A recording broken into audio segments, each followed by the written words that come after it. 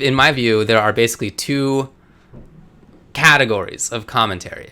There's Artosis and there's Yipes. These are the forefathers of their respective types of commentary, in my view. Artosis is the forefather of the primarily informational commentator, whose jokes are more, maybe not. His personality comes through in like a kind of sardonic way. And it's good. I like it a lot. I would classify myself as being in that same kind of archetype. And then Yipes is a different guy altogether. Very different style. So I think that these are like the two that I think are very different. Over the years, both of them have moved a little bit towards the middle on things, right? Like Yipes comes from like a just sort of hype man personality kind of place. He also is very knowledgeable. Over time, he brings in more stuff. Artosis is now a little bit jokier. Like he's like one of the all-time greats. So they have migrated a little bit towards the other positions, but I think that these are the two that I would say are the sort of separate at the beginning style. Obviously, within those archetypes, if you think of those as being like the kingdoms of commentary, if you view this as like the biological tree or something, underneath that you're going to have different phyla and stuff, and all the way down to species and genus and stuff.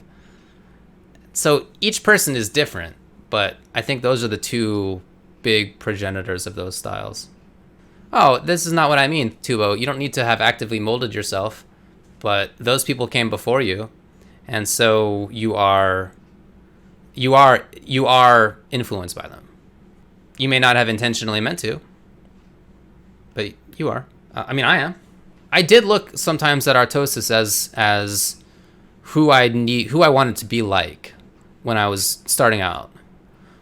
But I also think that I'm under Artosis, but then I think there's a lot of commentators who are under me, who are like my style, and then they've expanded. Now they have their own little styles, right? But I think that there's a lot, like I'm the progenitor of another little branch on the tree. That's primarily because I was there in time, right? Like it was a time window thing. And then those commentators have big impacts on the next crop. So like there's a direct line between like Artosis, me, Sajam, any number of current commentators. Like this is a direct line. And in each case, we have different styles. We explore, we begin to do new things, right? We separate ourselves from persons who gave us influence. But there's a line there for sure. And I would say the same with like Yipes and Tasty Steve and, you know, any number of people like in this line. There's another line here. And then Dr. Sub-Zero's out here. He's just somewhere else. Nobody ever did it again. Like it's a dead end in evolutionary terms. It never came back. Eris is Eris may be his own guy. Eris actually may be his own guy. This is a good point. If I had to pick a side, I would say it's more Yipes than it is Artosis, his style. Maybe Eris is his own guy. I don't know. I'll think about this. This is a good question, though. Maybe Eris is a Dr. Sub-Zero. Maybe he is. Maybe he's a Rockefeller.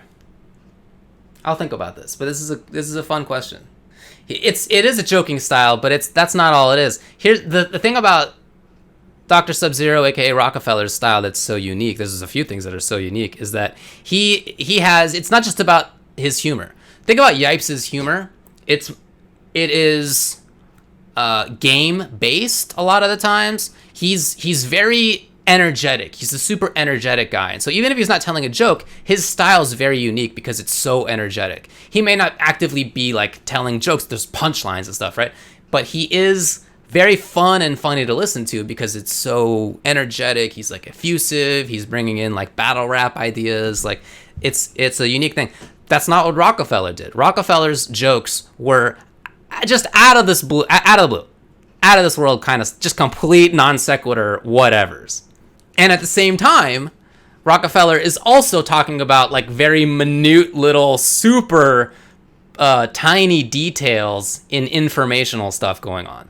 Very minute little bits of information about exactly how Aegis works, or actually it's called a leap attack instead of a universal overhit, like just very, very in the weeds sort of things. And that combination of like extremely zany humor plus information just, I don't think really exists, except maybe, in Eris. Maybe it's Eris.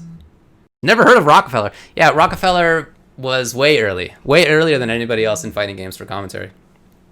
This was in maybe 2005 to 2007, 2008, something like that.